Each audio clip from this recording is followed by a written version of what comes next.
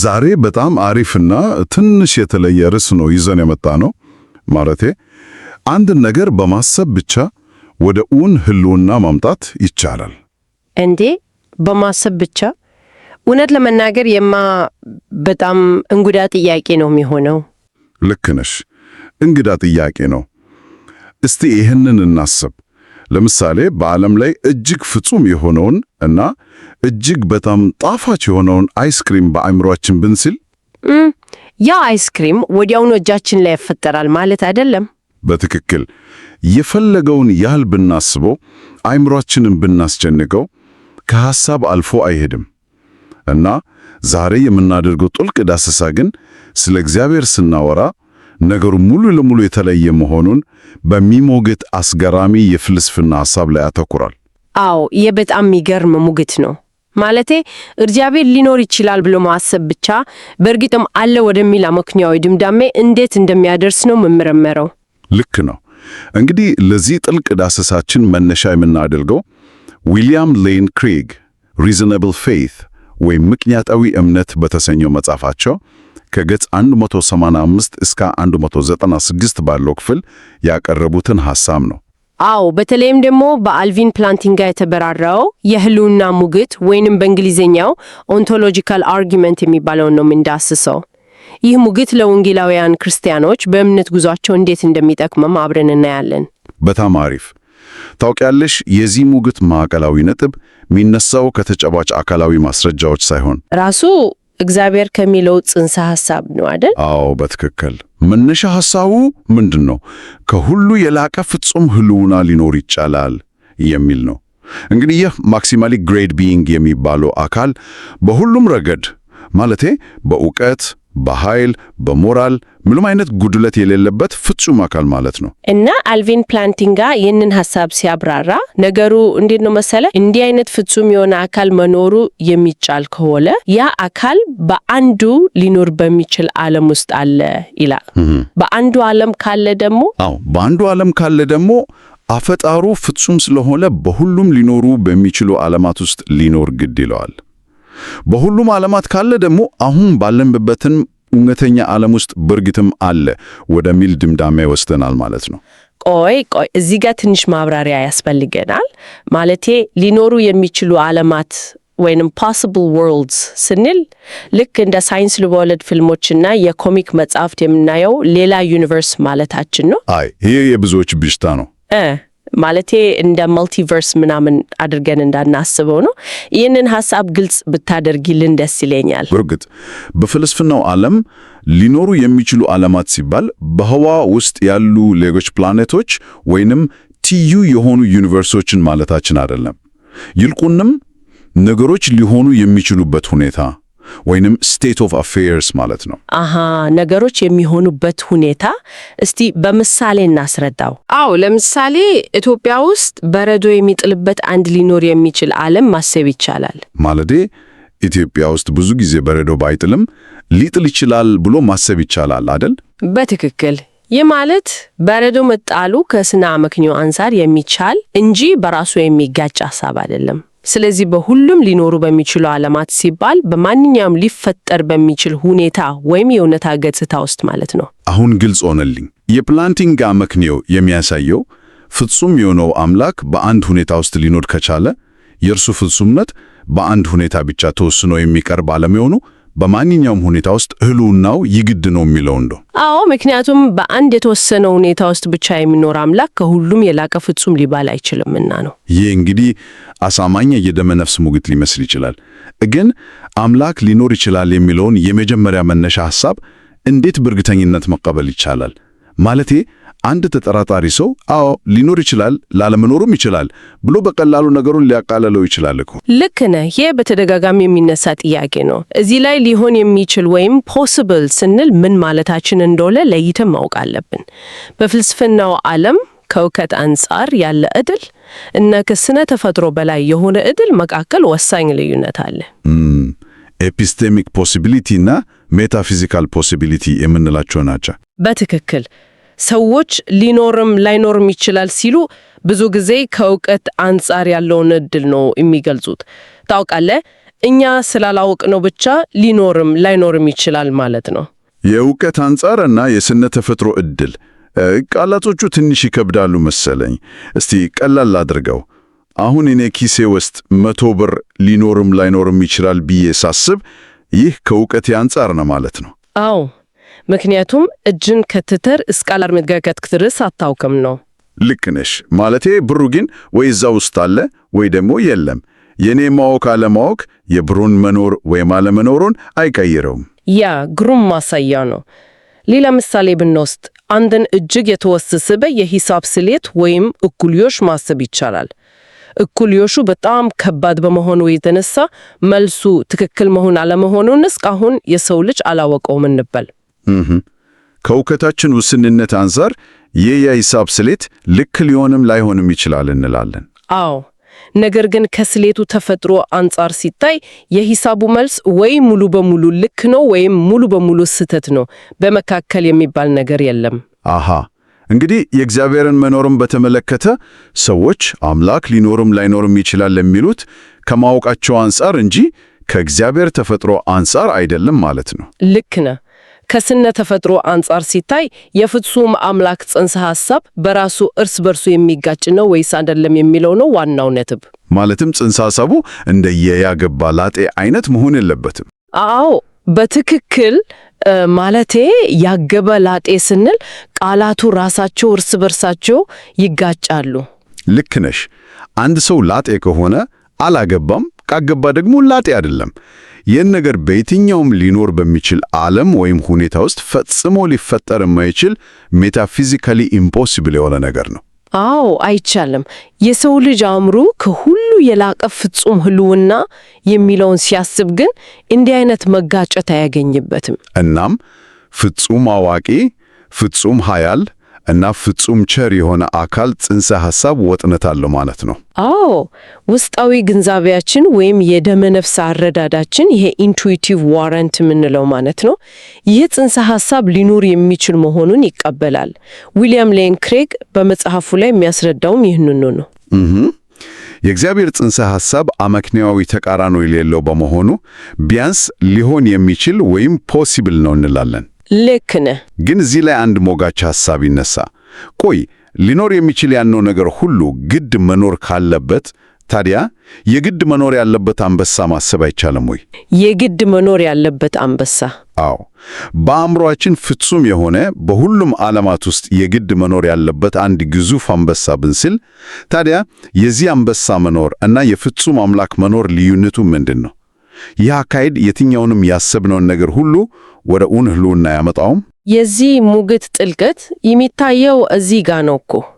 የግድ መኖር ያለበት አንበሳ የሚለው ሐሳብ ራሱ ልክ ቅድም እንዳልከው እንደ ያገባ ላጤ እርስ በርሱ የሚጋጭ ነው። እንዴት? ማለቴ አንበሳ ነው፣ ለምን ይጋጫል? ነገሩ እንዴት ነው መሰለ? አንበሳ አካላዊ ፍጡር ነው። አካላዊ ገደቦች አሉት። ማለቴ አንበሳ ለመኖር ኦክሲጅን፣ ስጋ እና የተወሰነ የሙቀት መጠን ያለው ቦታ ያስፈልገዋል አይደል? አዎ፣ ያለዛማ ይሞታል። እና አሁን ዩኒቨርስ ከመፈጠሩ በፊት ወደ ነበረው ሁኔታ ወይም እጅግ ሞቃታማ ወደ ሆነ ስፍራ አሊያም ምንም ወደ ሌለበት ባዶነት ብንሄድ የአንበሳ በዚያ ሊኖር አይችልም። ስለዚህ በማንኛውም እና በሁሉም ሊኖሩ በሚችሉ ዓለማት ውስጥ ሊኖር የሚችል አንበሳ ማሰብ አይቻልም። ገባኝ። አንበሳ የሚለው ተፈጥሮ ራሱ በአካላዊ ዓለም ውስጥ የተገደበ ነው። ከዚህ የምንረዳው ፍጹም የሆነው አምላክ ግን መንፈሳዊ፣ አካላዊ ያልሆነ እንዲሁም ከቦታና ጊዜ ገደብ በላይ ስለሆነ በየትኛውም ሁኔታና ዓለም ውስጥ መኖሩ አካላዊ ሕጎችን አይጥስም ማለት ነው። በትክክል ከሁሉ የላቀ ፍጹም ህልውና በቦታ በጊዜ ወይም በቁስ አካል አይወሰንም። ይህ ብቻ ሳይሆን አንዳንድ ጊዜ በአንዳንድ ነገሮች ብቻ ፍጹም የሆነ ወይም ኳዚ ማክሲማሊ ግሬት ቢንግ ሊኖር ይችላል የሚል ተቋሞም ይነሳል። ማለቴ በከፊል ፍጹም የሆነ አካል? አዎ፣ ለምሳሌ ሁሉን ቻይ የሆነ ግን የወደፊቱን የማያውቅ አካል። ነገር ግን ይሄን በጥልቀት ሲመረመር በከፊል ፍጹም የሆነ አካል ሐሳብ ጥያቄዎችን ያጭራል። የአንድን አካል ጉድለት ስናስብ ለምን በዚህ ደረጃ ተገደበ የሚል ማብራሪያ ይፈልጋል። ልክ ነሽ። ሙሉ ለሙሉ ፍጹም የሆነው የአምላክ ሐሳብ ግን በራሱ የተሟላ እና ወጥነት ያለው ነው። እንግዲህ የደመ ነፍስ ሙግት በሐሳብ ደረጃ ጠንካራ መሰረት አለው። አዎ አለው። ነገር ግን አንድ ተጠራጣሪ ሰው በሐሳብ ደረጃ ስለተመቸንና ወጥነት ስላለው ብቻ በእውናን ለማለት አንችልም ቢል፣ ማለቴ ከዚህ አእምሯዊ ሐሳብ ዓለም ወጥተን ወደ ተጨባጩ ዓለም ያመጣን ውጫዊ ማስረጃ ወይም ፖስቴሪዮሪ የሚባለው ማረጋገጫ አለ። አዎ አለው። የህልውና ሙግት በኃይል ላይ የተንጠለጠለ አይደለም። ሌሎች የፍልስፍና ሙግቶች አሉ። ለምሳሌ የኮስሞሎጂ፣ የሞራል እና የጽንሰ ሐሳብ ሙግቶች። እነዚህ ለዚህ የህልውና ሙግት የመጀመሪያ መነሻ ሐሳብ እጅግ ጠንካራ ውጫዊ ማስረጃዎች ይሆናሉ። ማለትም እነዚህ ሙግቶች ከሁሉ የላቀ ፍጹም አካል መኖሩ በእርግጥም ይቻላል ብለን እንድናምን ያደርጉናል። አዎ ልክ ነህ። የኮስሞሎጂ ሙግት ዩኒቨርስ ጅማሬ እንዳለውና ለዚህም ከጊዜና ከቦታ ውጭ የሆነ እጅግ ኃያል የሆነ ፈጣሪ እንደሚያስፈልግ በሳይንስና በፍልስፍና ያሳያል። እውነት ነው። የሞራል ሙግት ደግሞ በዓለማችን ላይ በየትኛውም ባህል የማይለወጡ ፍጹም የሆኑ የሞራል እሴቶች መኖራቸውን እና የእነዚህ እሴቶች ምንጭ የሆነ ፍጹም ቸር የሆነ አካል መኖሩን ያመለክታል። ሙግት ወይም ኮንሴፕቹዋሊስት አርጊመንት የምንለው ነው። የቁጥሮች የሂሳብ እኩሌሾች እና እውነታዎች ጉዳይ በጣም ያስገርማል። አዎ እሱማ በጣም ጥልቅ ሐሳብ ነው። ለምሳሌ 7 የሚባለውን ቁጥር እንውሰድ። 7 ፖም ወይም 7 መኪናዎችን ማየት እንችላለን። ነገር ግን 7 የሚባለውን ረቂቅ ነገር ማየት አንችልም። ማለቴ መንገድ ላይ ስንሄድ 7 ቁጥርና አደናቅፎን አንወድቅም አይደል? አይ አንወድቅም። እና እነዚህ ነገሮች አካላዊ ቅርጽ የላቸውም፣ የትም ቦታ አይገኙም፣ ግን እውነተኛ ናቸው። ታዲያ እነዚህ ረቂቅ ነገሮች ወይም አብስትራክት ኦብጀክቶች የት ነው ያሉት? ይህ እጅግ ጥልቅ የሆነ የፍልስፍና ጥያቄ ነው። ታውቃለህ፣ ረቂቅ ነገሮች በራሳቸው በአየር ላይ ሊንሳፋፉ ወይም ሊቆሙ አይችሉም። እንዲሁም ደግሞ የሰው ልጅ አእምሮ ፈጠራ ብቻ ናቸው ማለት አይቻልም። ለምን? የሰው አእምሮ ነው የፈጠራቸው የሚሉ አሉ እኮ። ምክንያቱም የሰው ልጅ ከመፈጠሩ በፊትም 2 ሲደመር 2 4 ነበርና ነው። አሃ ልክ ነሽ። ሰው ባይኖርም ሕጉ አለ። በትክክል። ስለዚህ እነዚህን ዘላለማዊ የሆኑ ረቂቅ እውነታዎችን፣ ሐሳቦችንና የሂሳብ ሕጎችን አቅፎ የያዘ ማለቂያ የሌለው ሁሉን አዋቂ አእምሮ ያስፈልጋል። እና ይህ አእምሮ ነው እንግዲህ ፍጹም የሆነው አምላክ የምንለው። አዎ፣ የእያንዳንዱ ሙግት የፈጣሪን አንድ ገጽታ ያሳያል። የኮስሞሎጂ ሙግት ኃይሉን፣ የሞራል ሙግት ቸርነቱን፣ የጽንሰ ሐሳብ ሙግቱን ደግሞ ሁሉን አዋቂነቱን ያሳያሉ። ይህን ሁሉ አንድ ላይ ሳስበው ልክ እንደ ጥንት ጦረኞች የብረት ማሊያ ወይም ቼን ሜል አርመር ሆኖ ነው የሚታየኝ። አሪፍ ምሳሌ ነው። እንዴት? ማለቴ አንድ ቀለበት በቀላሉ ሊበጠስ ወይም አንድ ጥያቄ ሊነሳበት ይችላል። ነገር ግን በመቶዎች የሚቆጠሩ ቀለበቶች አብረው ሲሰፉና ሲተሳሰሩ ማይበገር መከላከያ ይፈጠራሉ። አዎ ልክ ነህ። የህልውና ሙግቱ ደግሞ ልክ ሁሉንም ቀለበቶች ማለትም የኮስሞሎጂን፣ የሞራልን፣ የጽንሰ ሐሳብን አንድ ላይ ሰብስቦ እንደሚይዘው እና ወደ ፍጹምነት እንደሚያመጣው ማዕከላዊ ማሰሪያ ነው። በትክክል ገልጸዋል። በተጨማሪም ቀለል ያለውን ማብራሪያ መምረጥ ወይም ኦካምስ ሬዘር የሚባለውን መርህ መጠቀም ይቻላል። እሱ ደግሞ ምንድን ነው? የተወሳሰቡና በርካታ ኡስን አመልክታሉ።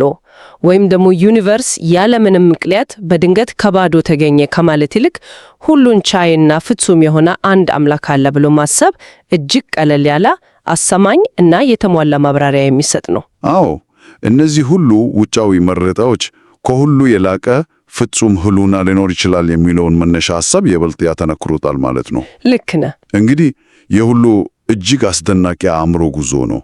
ነገር ግን እስቲ ከተራው እና ከዕለት ተዕለት ሕይወት ጋር እናገናኘው። አዎ፣ ወደ ተግባራዊነቱ መምጣት አለብን። አንድ ወንጌላዊ ክርስቲያን ይህንን ሁሉ ጥልቅ የፍልስፍና ሐሳብ በእምነት ጉዞ፣ በእምነት መከላከያ ወይም አፖሎጂቲክስ እና በወንጌል ስርጭት ውስጥ እንዴት ሊጠቀምበት ይችላል?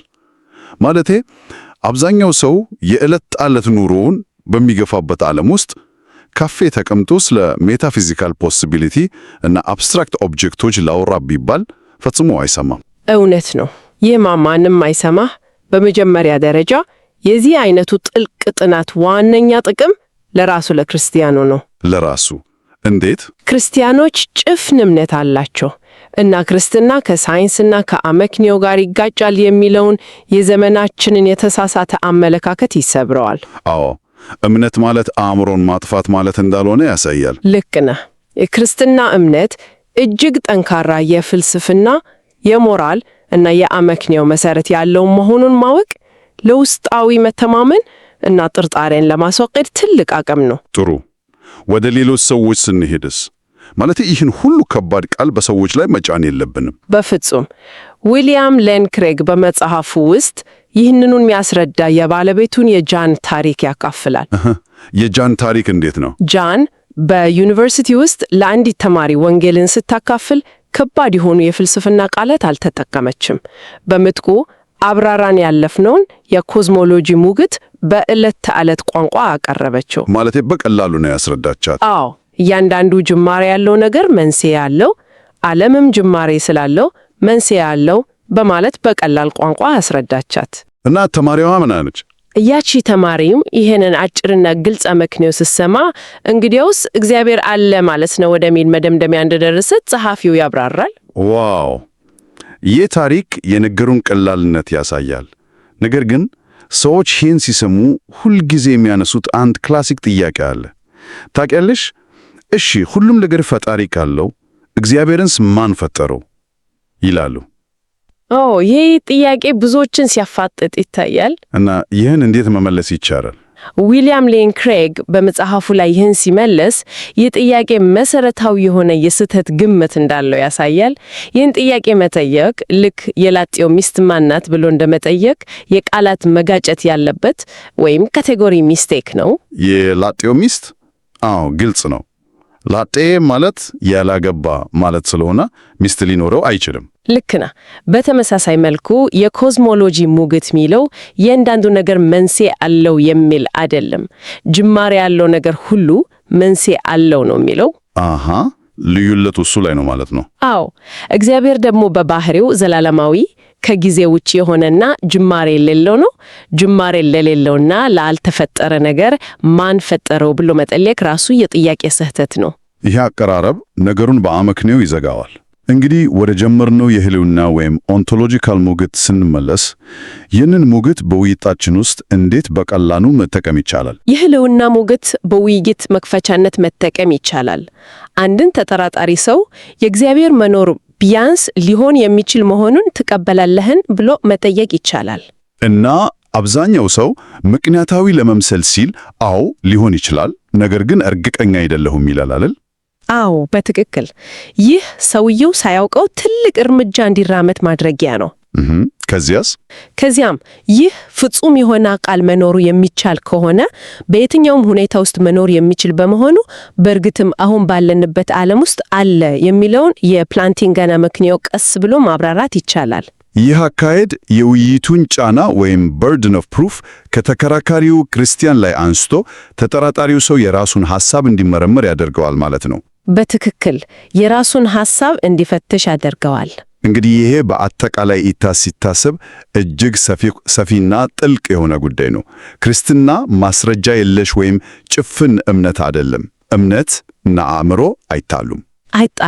አዎ። ይልቁንም የክርስትና እምነት ጠንካራ የፍልስፍና፣ የሞራል እና የአመክንዮ መሰረት ያለው መሆኑን አየን። አዎ። እና የህልውና ሙግቱ ደግሞ የሌሎቹን ሙግቶች ማለትም የኮስሞሎጂ፣ የሞራል፣ የጽንሰ ሐሳብ ሙግቶቹን ሐሳብ አንድ ላይ በማምጣት እግዚአብሔር ፍጹም እና የሁሉ የበላይ መሆኑን በተዋጣለት መንገድ ያሳየናል። ልክ ነሽ። እውነትን የሚፈልግ ሰው አእምሮን ተጠቅሞ ወደ ፈጣሪው መቅረብ እንደሚችል ዊሊያም ሌን ክሬግ ያስገነዝቡናል። እናም የዛሬውን ጥልቅ ዳሰሳ በዚህ የመጨረሻ ቀሰቃሽ ሐሳብ ልዝጋው። እስቲ እንስማው። መጀመሪያ ላይ እንዳልነው የእግዚአብሔር የመኖር ዕድል ወይም ፖሲቢሊቲ ብቻ ወደ ህልውናው የሚያመራ ከሆነ ይህ ትልቅ እውነት የእኛን አመለካከት እንዴት ሊቀይረው ይችላል? በጣም ጥልቅ ጥያቄ ነው። አዎ። የእርሱ ፍጹምናና በማንኛውም ሁኔታ ውስጥ የመገኘት እውነታ የእኛን ውስንነትና ድክመት እንዴት ትርጉም ይሰጠዋል? ከባዶነትና ከዓላማ ቢስነት ይልቅ የሁሉ ነገር መሰረት በሆነው ፍጹም አእምሮ ላይ መደገፍ ምን ያህል ተስፋን ያመንጫል? እውነት ነው። ይህንን ጥያቄ ለእናንተ አድማጮቻችን ማሰላሰል ትተናለሁ። በጥልቅ ዳሰሳችን አብራችሁን ስለነበራችሁ እናመሰግናለን። አዎ፣ በጣም እናመሰግናለን።